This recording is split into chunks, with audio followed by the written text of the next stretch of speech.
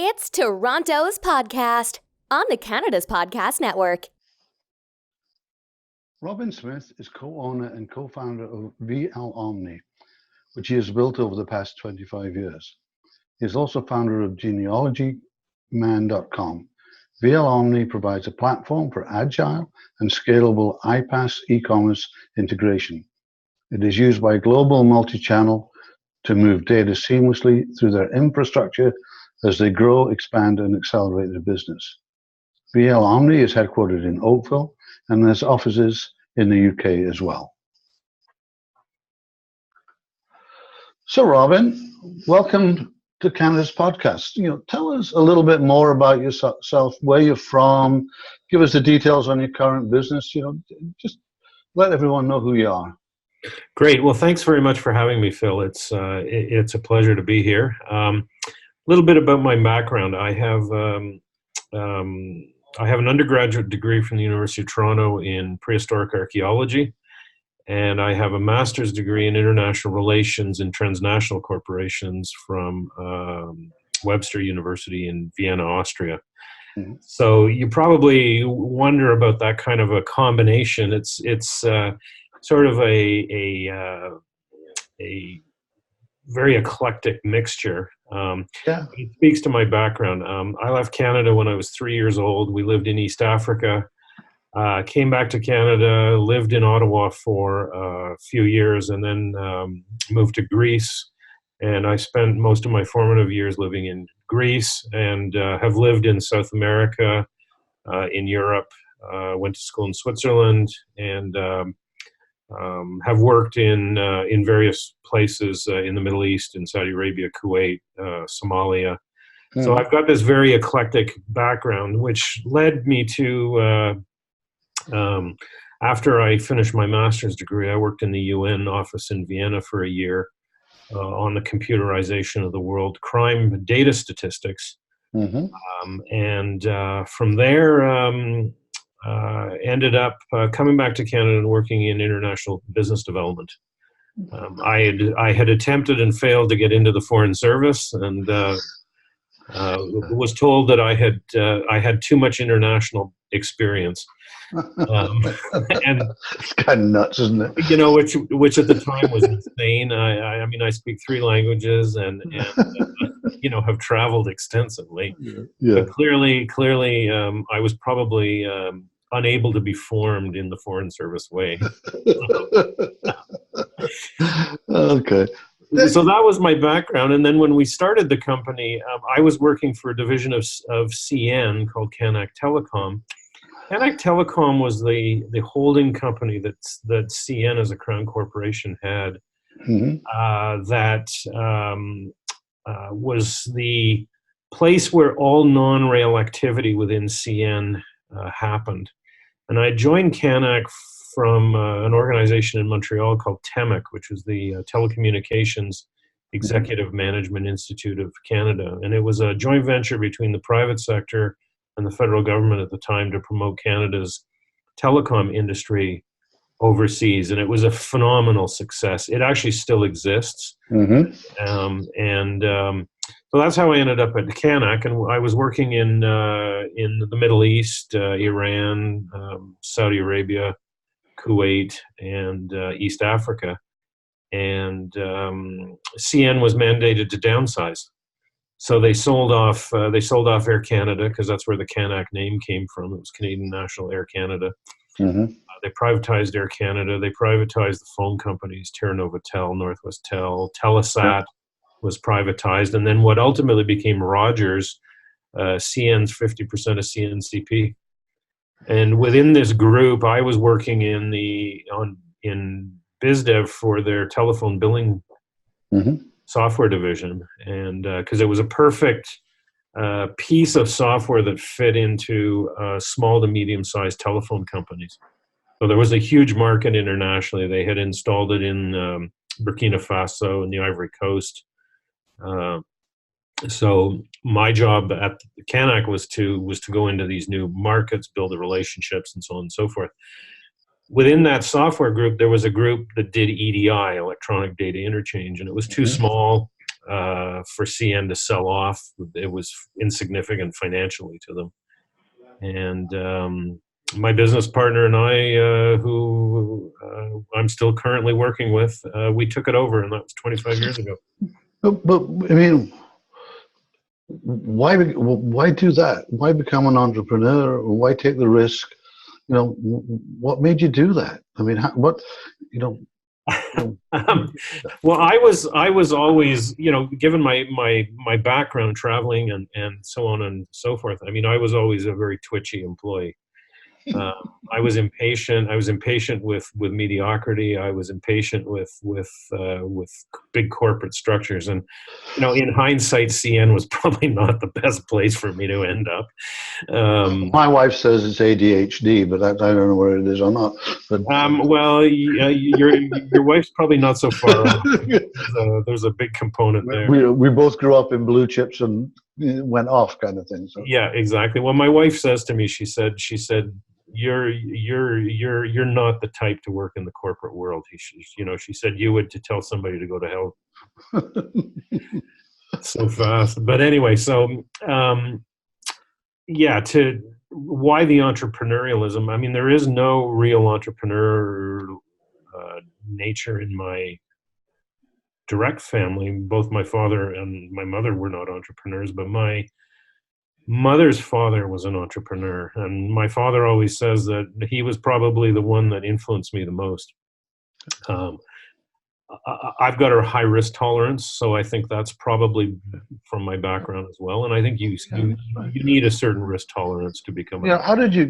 I mean, this is sort of learning how people did it. So you obviously were in the right place at the right time. Absolutely. In terms of taking that's part of entrepreneurship as well. In terms of taking something. How did you get it rolling? I mean, taking it, funding it, making a living overnight from not making a living at something else. How did you get? I mean, how did you do that? What can we learn from that? Well, that's interesting. So when my partner and I decided to start the company, we were both at CN. He was actually packaged out, and I wasn't. I was kept on, so I actually had to quit. And I had a fair amount of money saved up. I was single. I had a fair amount of money saved up from all of the travel that I was doing. The last year I was at Kanak, I was on the road for 32 weeks. So it was a lot of travel. And so at the time, I was interviewing for a job in the UK with a telecom company.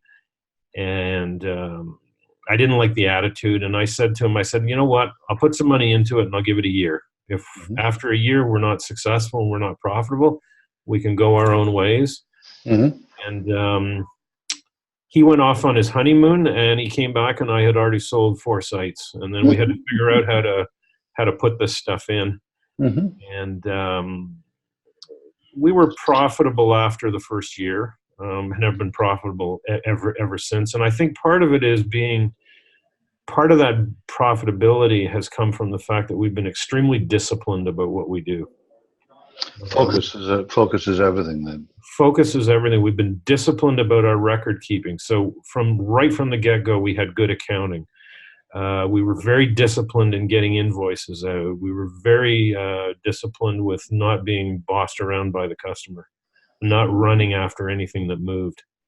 And that would be one word of advice I would give to anybody, is that you've got to be, as you say, focused, but very disciplined about your focus.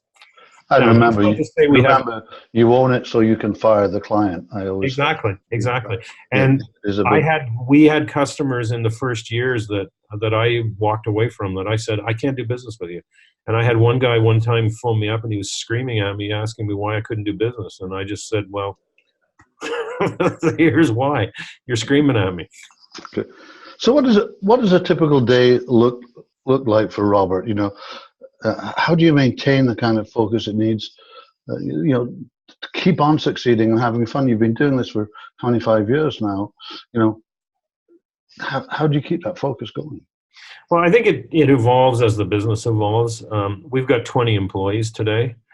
So I manage the sales and marketing and the administration. So I've got a director of marketing who I oversee. She's got people below her. So I meet with her probably 3 times a week just to chart priorities.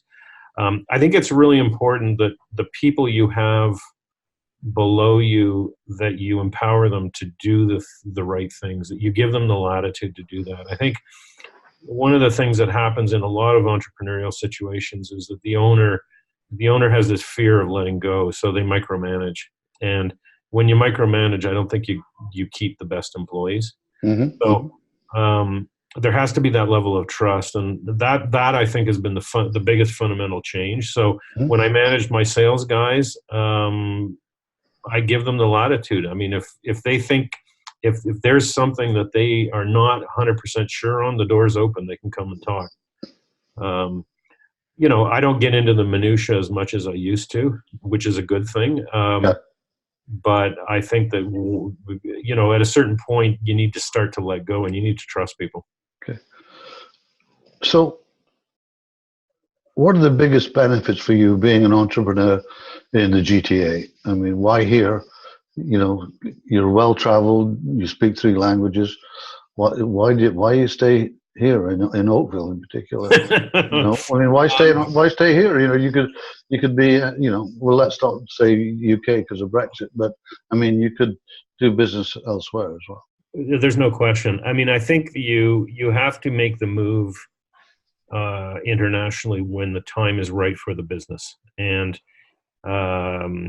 it took us a fundamental shift in our business to move from selling on-premise solutions to moving to the cloud that allowed us to now start to look outside of Canada.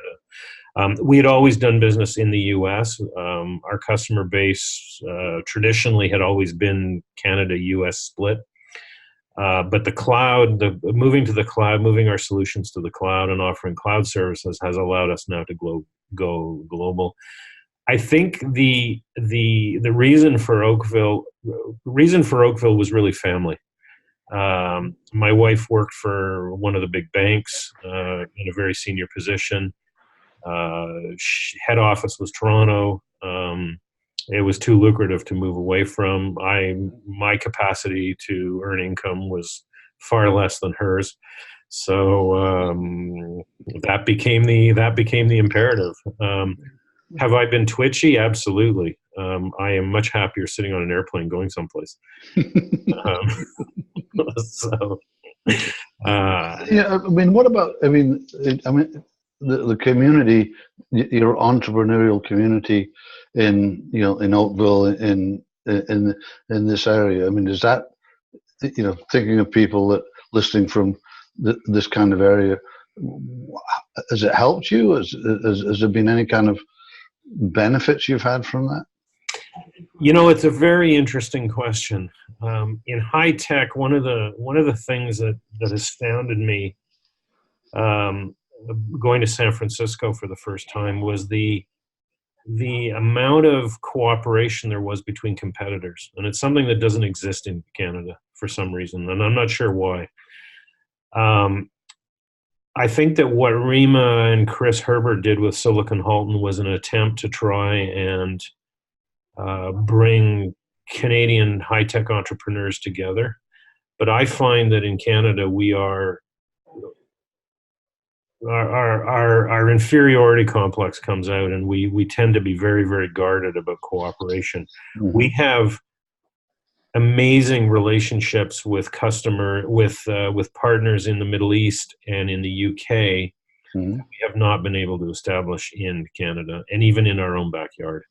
Oh, wow.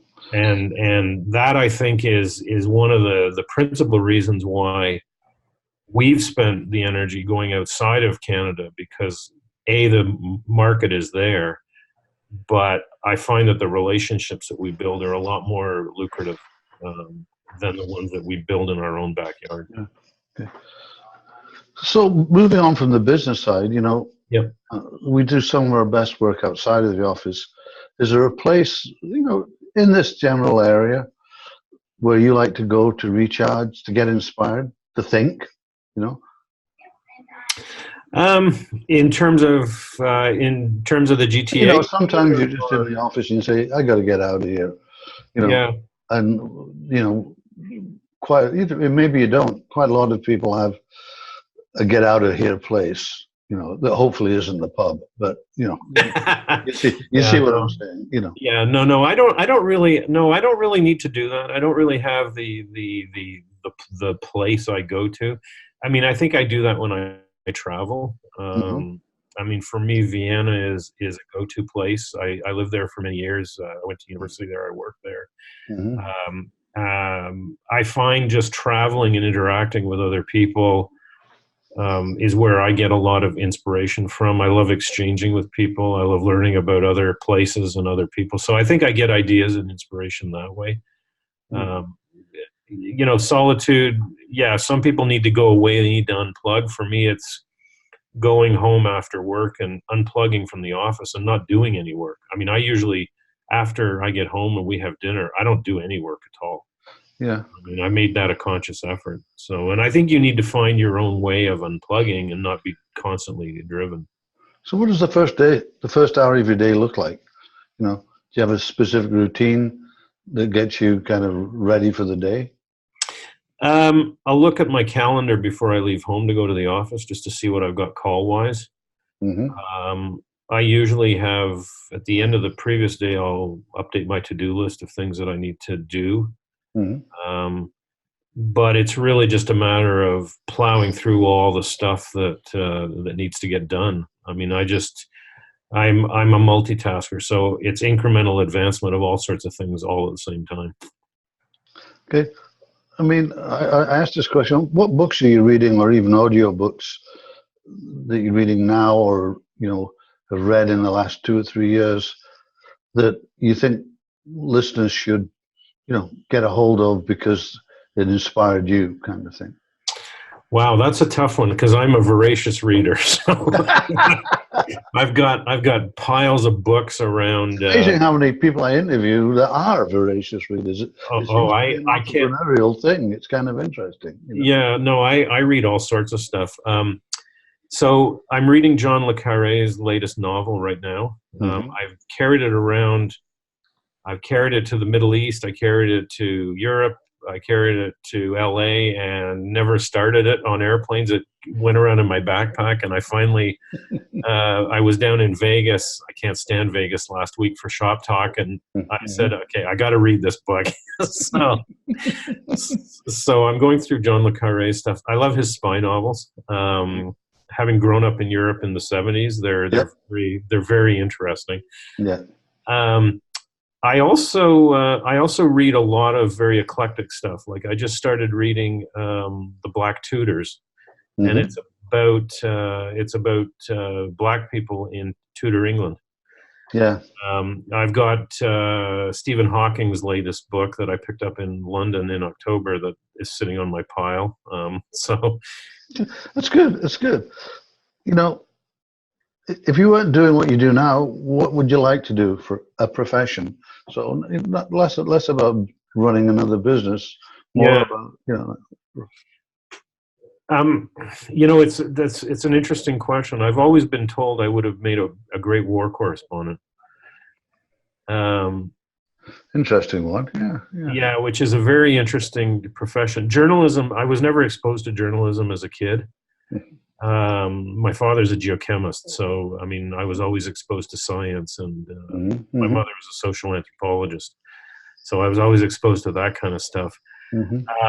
Journalism was never something on my radar, but I think in hindsight, I probably would have done something like that. I mean, the diplomatic service for me, interacting with other people, other cultures, very, very interesting. Yeah. I had somebody tell me at one point that I would have made a good spy. I'm not so sure of that. Well, what kind of job would you not like to do? Oh, God. Work in a warehouse, construction. Okay. I'm not good at any of those things. So in business, what is your favorite word or quote, you know, phrase, whatever, that you like to use? Oh, I hate mediocrity. That's okay. So, you know, what's strive What's your least favorite phrase that you like to use? Or my least favorite phrase, I don't like to use it at all, but my bad. I cannot stand my bad. When people use that, I just cringe. To me, it's like, it's so uncultured and just so, I don't know. It just grates me the wrong way.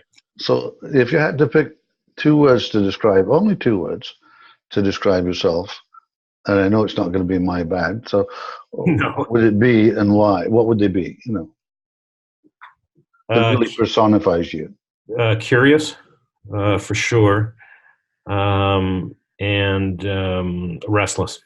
Okay. What keeps you up at night? Maybe nothing. I don't know. What keeps me up at night? Having to deal with stupidity. Okay. That's the biggest thing, and I think that's where a lot of my entrepreneurial sort of bent comes from. Okay. Not having enough time to do all the things that I want to do.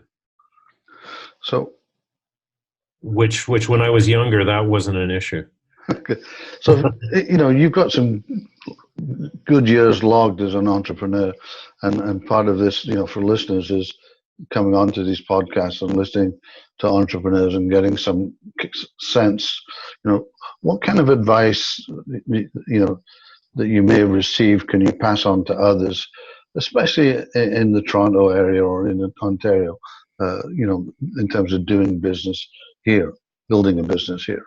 Yeah, I think I've always said to people who ask me, what are the sort of the gems that you've learned over the years? One is that you never have enough time to do the things that you want to do. If you're a perfectionist, you're going to have to dial back your perfectionism because you just don't have the time. So you've got to be really, really surgical about what you want to do and what you realistically can do. I have no issues with people who want to dream huge and are driven. Mm-hmm. The flip side of that is make sure you look after yourself. Take the time to, when you travel, and this is my rule when I travel on business, I always take time for myself. I always carve out some time to go and do a touristy thing. Okay. I think that's really important. And I think people today need to think outside their boxes. They need to look. The world is a huge and a very small place. It's easy to get around, and there's a lot of opportunities in areas that people don't even think there's opportunity. Okay, so that's a very nice lead into this one we ask everybody. There's a small tropical island just off Fiji that only has one phone booth, no internet. Okay, we drop you off there. You don't have a computer or a smartphone or a tablet or anything like that. You can use the phone booth located there anytime to call the boat back, and we'll come and pick you up. How long would you last before you made the call? And what would you do there? It depends where I was coming from, on how long I needed to decompress. Mm-hmm. I think that's really the way I would look at it. I'm not one to be isolated. I'm a news junkie. Mm-hmm. So I like to know. I mean, I listen to the BBC on my car coming in. I read the Guardian on my iPad in the morning. I get the Globe and Mail and the New York Times. So I'm really a sort of a news junkie. I don't think I could be isolated for very long. Probably a couple of weeks at the most. Yeah. Okay. Robert, lots of people listen to this. How can our listeners get a hold of you? And there's anything you'd like to add before we kind of conclude today? What I say to any young entrepreneur or anybody who's younger than me is be curious, keep an open mind. You don't know everything. You will never know everything. And seek out those people who are experts. I find there are way too many entrepreneurs and people in business who have silo vision, and they're not willing to listen to people who maybe have a different perspective and have different experiences. So that would be the advice I would pass on. How can they get in touch with me? On our website, vlomni.com. I'm on LinkedIn. They can connect. They can send me an email. I usually don't connect on LinkedIn with people that I've never met or I don't know, but just message saying that they heard the podcast. And okay, that's great. I think that's a great way. Listen, interesting. Really been great meeting you and listening to some of those stories and experiences. Thanks very much for coming on Canada's podcast. Thank you very much for having me, Phil. It was my pleasure.